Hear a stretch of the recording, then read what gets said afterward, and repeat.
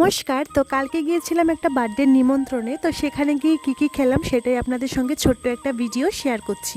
তো প্রথমে পাতে পড়ে গেছিলো গরম ভাত, তার সঙ্গে করা হয়েছে এখানে কুমুরি, আর তারপরে দিয়ে দিয়েছিল ডাল দিয়ে লেবু দিয়ে আর কুমড়ি দিয়ে খেতে কিন্তু গরম গরম বেশ ভালো লেগেছে।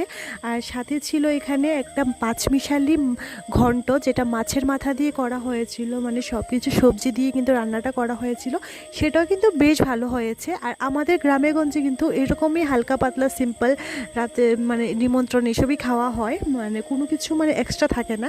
আর তারপরে ছিল এখানে রুই মাছের ঝোল, মাছটা কিন্তু দুর্দান্ত ফ্রেশ ছিল, মাছটা দিয়ে খেয়ে নিয়েছিলাম। তারপরে ছিল চিকেন কষা, যেটা অসাধারণ হয়েছে, একদম ঝালে নুনে একদম পারফেক্ট।